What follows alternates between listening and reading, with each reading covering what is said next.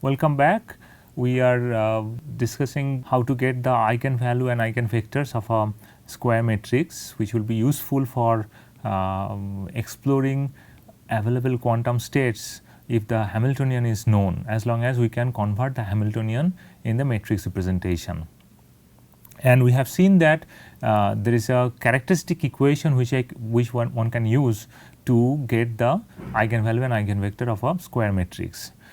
But that using a characteristic equation, it becomes little difficult when we have large matrix, and usually all the under grid representation, the matrices can be of the order of, let us say, Hamiltonian matrix would be of the order of 3000 by 3000, which is a very large matrix. This here we are using only 2 by 2. So, for such a large matrix, it is not possible to do use this characteristic equation method.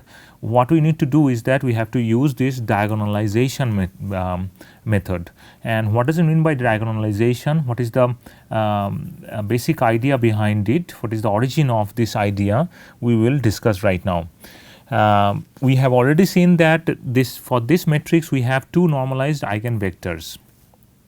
And if we have these two normalized eigenvectors, what we will do, I will now define a matrix like this. U equals, I will take this in one column 1 by square root of 2 minus 1 by square root of 2. I will take this column, in the column. Another matrix, another eigenvector we have is 1 by 2 square root of 1 by square root of 2. So, I am defining a matrix now, new matrix.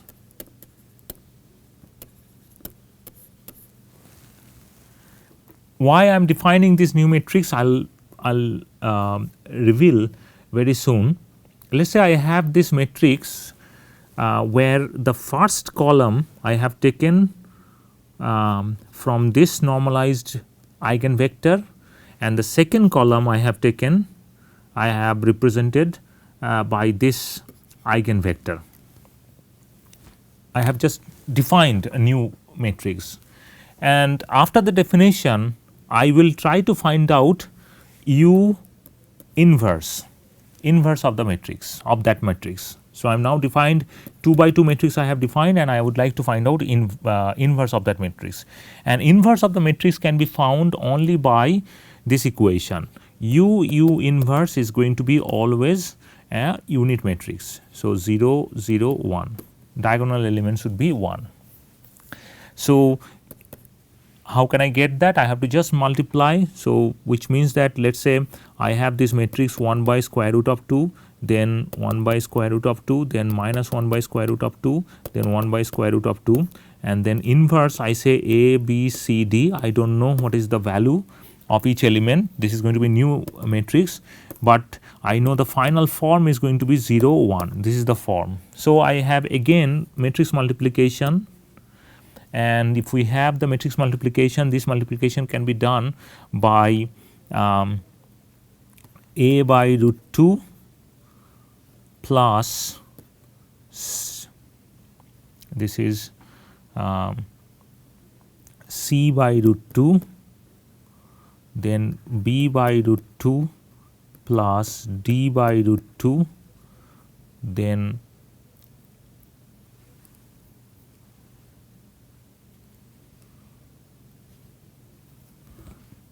there will be another element, there will be another element.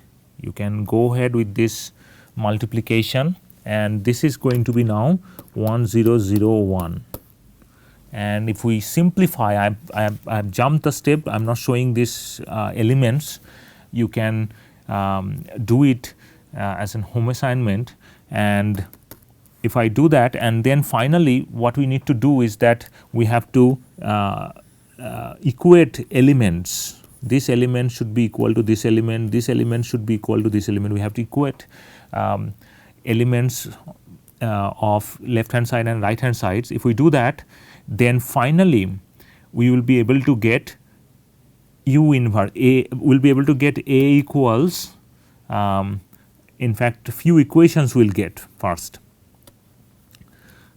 such as a plus c equals square root of 2, then b plus d equals 0, then minus a plus c equals 0, and then minus b equals d equals square root, and we can solve this finally, and if we solve it we will get this u inverse. So, finally what we get is u inverse would be of this form.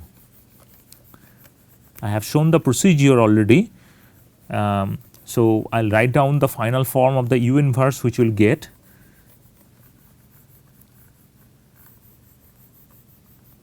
The final form of the u inverse would be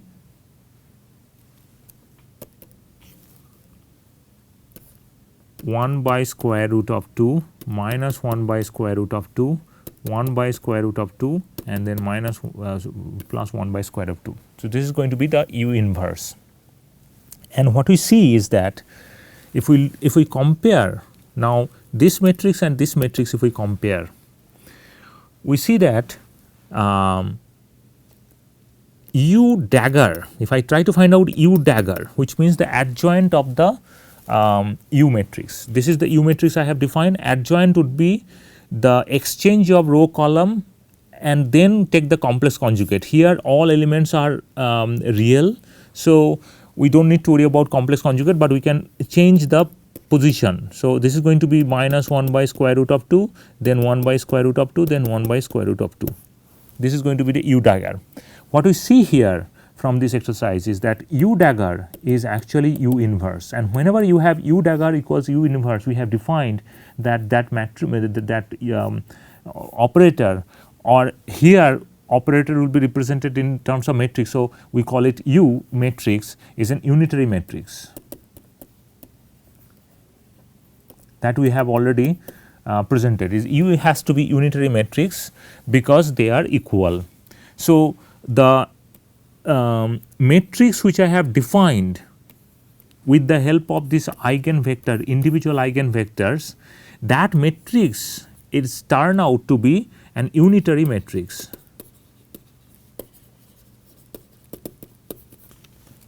That is going to be an unitary matrix always. So, the matrix which I am forming with the help of the normalized eigenvector and normalized eigenvectors of a matrix will always be an unitary matrix. Now, I will define this AU. I will multiply this AU. So, this is equal. Now, I will find out AU. What is AU? AU is going to be, A matrix is 2 1 1 2, and U matrix is going to be 1 by square root of 2, 1 by square root of 2 minus 1 by square root of 2, 1 by square root of 2. This is the matrix I have, and if I do that, if I multiply it, I am not showing it explicitly, I will just write down the final form. You can do it on your own once you know this matrix multiplication. 3 by square root of 2. So, this is going to be AU, and now I will multiply U inverse AU, which means I have now U inverse is nothing but 1 by square root of 2 minus 1 by square root of 2, 1 by square root of 2, 1 by square root of 2. This will be multiplied by 1 by square root of 3 by square root of 2 minus 1 by square root of 2 and 3 by square root of 2. If I multiply that, then what I get is 0 3. That is quite interesting. What I get is that lambda 1 0 0 lambda 2, I get a diagonalized matrix, a diagonalized matrix, diagonal matrix has aii value, finite values I have, but aij, all aij's is going to be 0. So, all off diagonal elements would be 0, only diagonal element will exist, and those diagonal elements what we are seeing here, if I perform this operation U inverse A U, then I actually get back the eigen values. So, what we are learning from here is that if I have a matrix like A, which can be a Hamiltonian matrix, but if I have a matrix A, I have to look for this unitary matrix U. If I can look for it, how can I look for it? I can look for it such a way that this U inverse A U, this operation, this linear transformation will finally give me the eigenvalues. And how can I get the eigenvectors? Eigenvectors are already given within this U matrix. So, all I have to find out is this U matrix, unitary transformation, and that is why it is called unitary transformation. So, diagonalizing a matrix is nothing but finding out this unitary matrix associated with this square matrix, because if I find out this unitary matrix, immediately I will be able to get the eigenvectors and eigenvalues. So, this is quite interesting way of interesting approach, and numerical implementation is done with the help of this diagonalizing a matrix. So, if I diagonalize a matrix, what I have learned here is that diagonalize a matrix is nothing but find out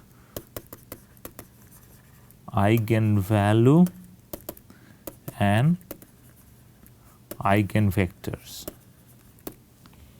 So, I can find out the spectrum of the system. And this diagonalization is done with the help of this linear transformation. U inverse A U equals lambda, where U contains the eigenvector information, lambda contains the eigen value information.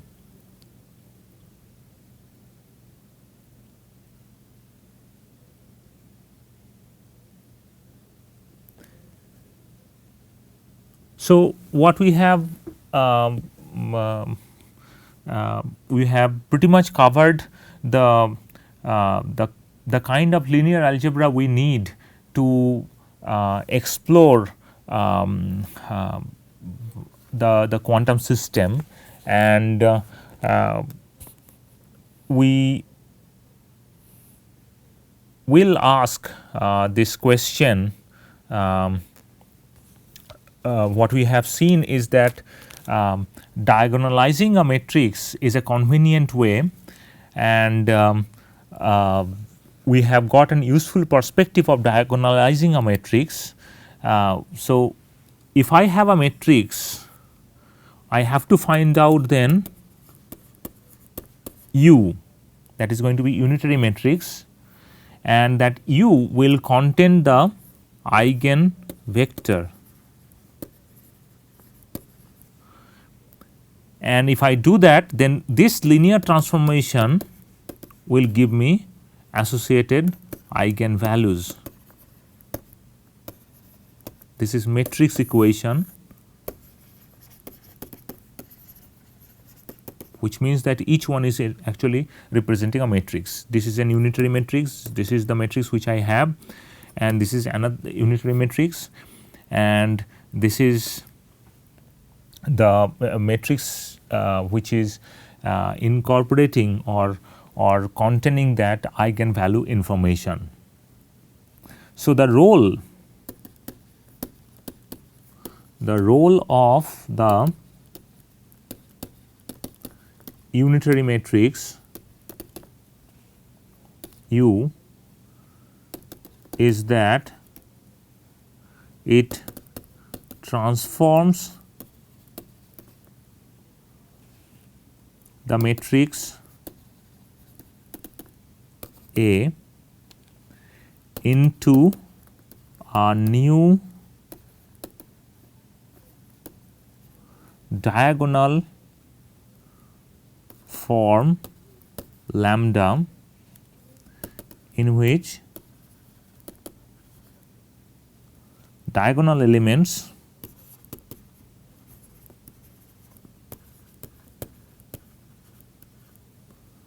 represent the eigenvalues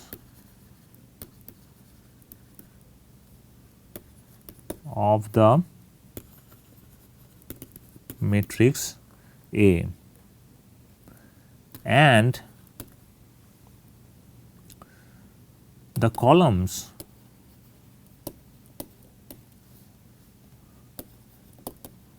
of the matrix U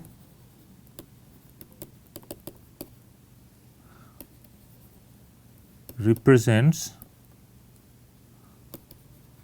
the eigenvector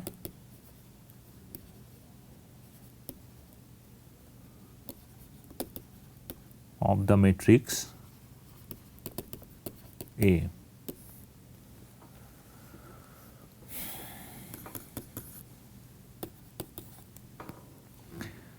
So that's the meaning of this unitary transformation. So we'll move forward now. This is pretty much what we need to review for the matrix algebra, because this similar kind of matrix algebra will be used to represent the Hamiltonian operator, and we said that we have to perform this matrix representation of the wave function and the Hamiltonian operator to get the numerical solution. So this is the final goal of this module, to represent this function and Hamiltonian operator in the matrix form. So wave function, we have already shown that wave function can be represented on the grid, and if we represent the wave function, this is a nice example we have shown. If the wave function psi, the psi x can be represented. Psi x is a continuous function by nature. That is the postulate of quantum mechanics. But on the grid representation, we will first take the grid of the x axis. The problem domain is divided. So grid means x is not continuous anymore. Certain values of x is taken with a specific separation. So in the grid representation, this entire x axis is divided into discrete grids, that is shown here, and on each grid the wave function value will be calculated. So wave function is now represented as a discretized wave function,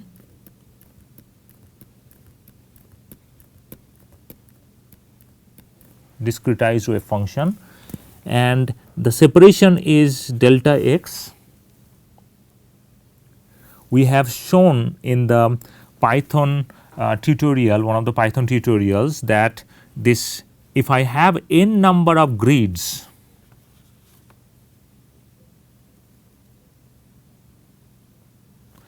if the x coordinate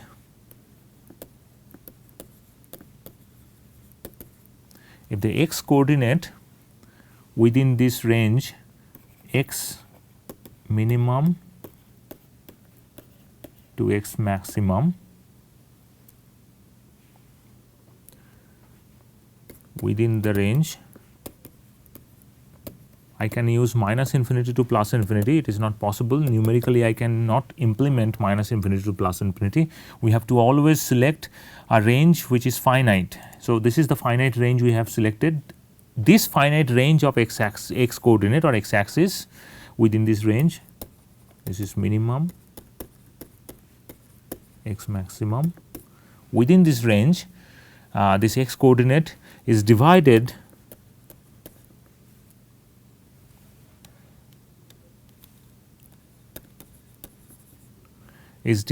by suitable small step size, that is delta x. So, that is the way we produce this grid, and once we produce this grid, let us say I have n discrete values of x within this range. So, if we have this n discrete values, n can be represented as 1 plus, this we have shown already in one of the Python tutorial, 1 plus x max minus x minimum divided by delta x. This many points will have, and at each point on each grid we will represent this continuous wave function psi x. So, I will what I will get? I will get at x naught I will get psi x naught value, at x1 psi x1 value, at x2 I will get psi x2 value, and so on. And we said that within this grid representation, what I can do, these values I can call it as y naught, y1, y2 like this. These values can be represented in a column matrix, y0, y1, y2 like this, yn minus 1 column matrix. And the moment we represent on a discretized, once we have discretized the wave function. So, we know the matrix representation of the wave function now under grid representation. Under grid representation, matrix representation of the wave function is a column matrix. So, once we have discretized the wave function on the grid, because Hamiltonian operator, this operator is having kinetic energy part plus potential energy part. Kinetic energy part having a derivative operator. So, first question, in order to convert this Hamiltonian operator, in order to represent the Hamiltonian operator in the matrix form, the first thing we have to understand is that this Hamiltonian operator is going to act on the wave function. So, when H is going to act on the wave function, its kinetic energy part is going to act on wave function, and kinetic energy part has this derivative on. So, derivative will be acting on the wave function. So, question is, if this is question is how do I represent this particular derivative operator in the matrix form, then only we will be able to do this operation. So, our next question is, what is the matrix representation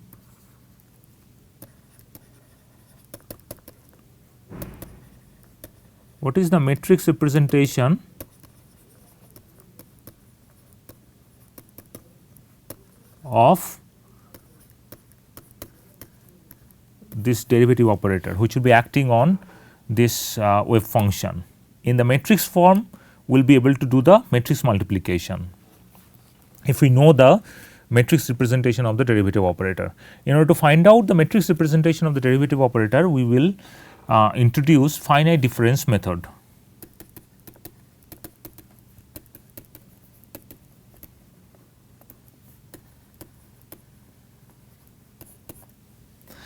Under the finite difference method, what we will do, we will assume that the function, a particular function can be expressed in terms of a Taylor series expansion, where I know the function value at x naught and also all derivatives I know. So, I will have function's derivative at x equals x naught delta x plus. So, I am using a Taylor series expansion to expand the function's value. Similarly, d2f second derivative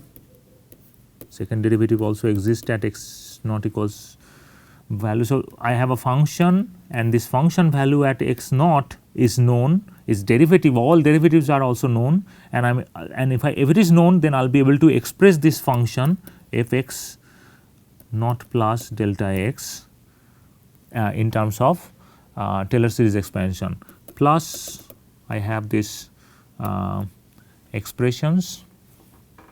So, what I will do right now, I will represent this first derivative dx fx at x naught is going to be nothing but f x naught plus delta x minus f x naught divided by delta x minus I have second derivative, I have factorial 2 here also. So, I have second derivative at x naught multiplied by delta x. Why this is going to be delta x square. So, delta x and plus other terms also there. So, what we will do, as delta x is very small,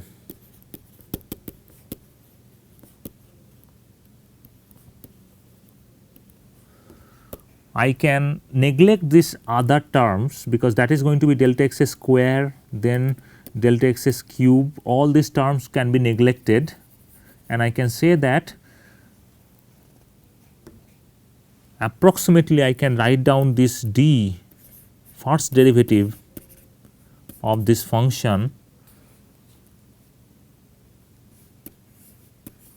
at x naught equals f x naught plus delta x minus f x naught divided by delta x plus an error would be proportional to delta x. This is called truncation error. So, this is represented by O delta x is called truncation error,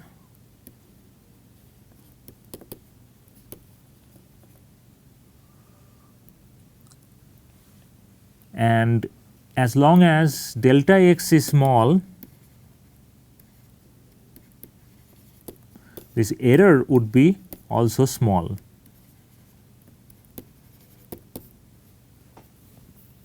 So, what we have just represented this equation, this is representing the first derivative under finite difference method. First derivative finite difference method where error is proportional to delta x. This is called the forward difference expression. This is called forward difference .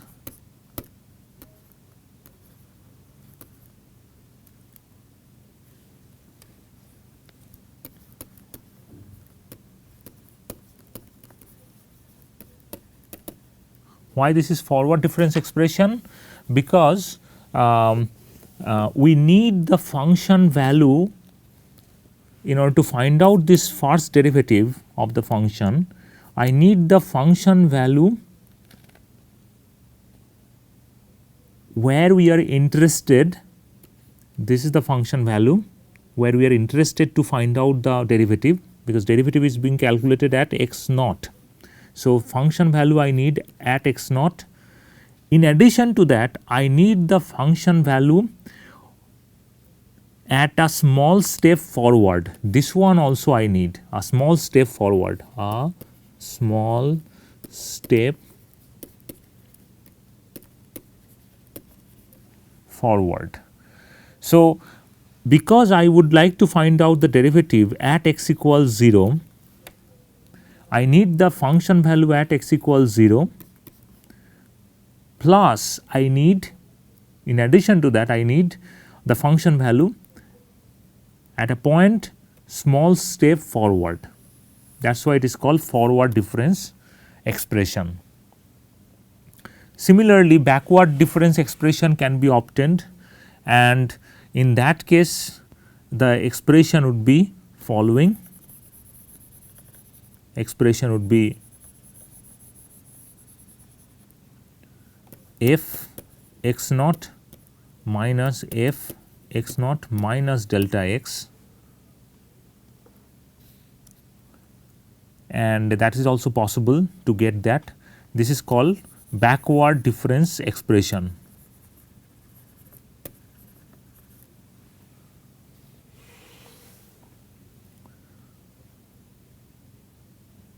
And similar way, we can think about central difference as well, and that can be obtained by following. I will take the forward difference first, equals f x naught plus df dx at x naught delta x plus 1 by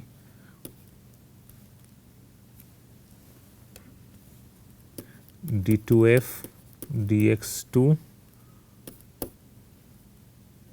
x naught delta x square plus dqf dx cube x naught delta x cube plus. This way I have one forward difference and then I have backward difference as well. Backward difference can be obtained by this f x naught minus df dx at x naught delta x plus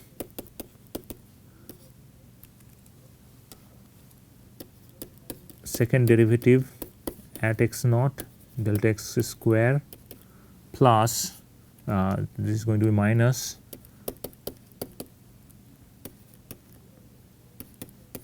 third derivative at x naught delta x cube, like this way.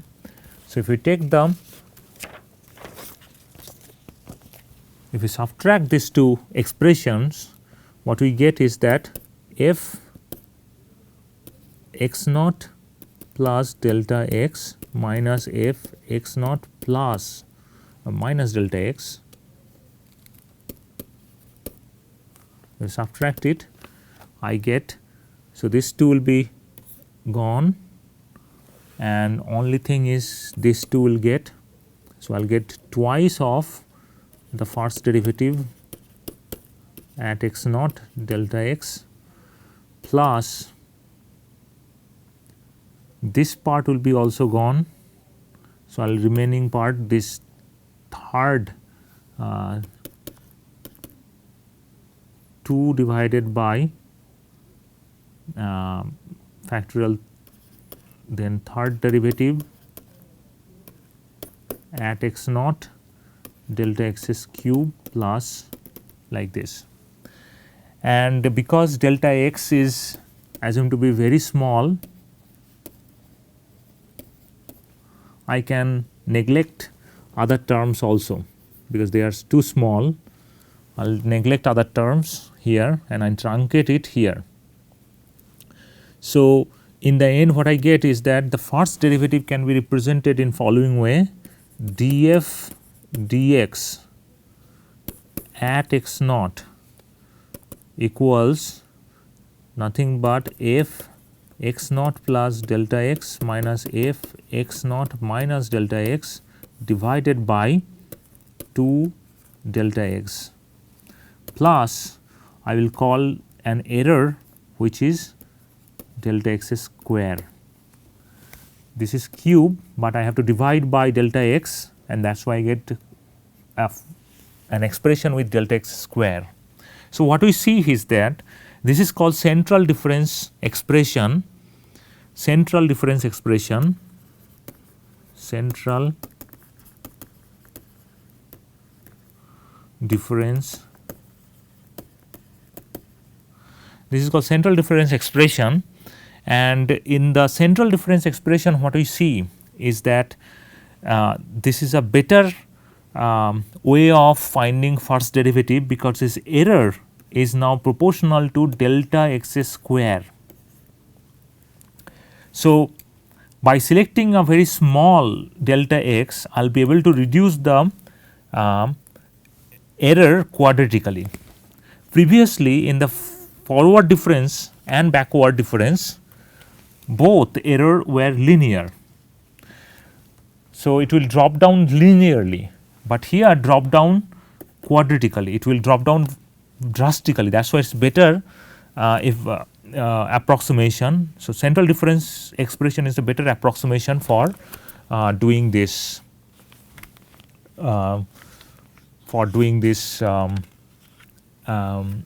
derivative.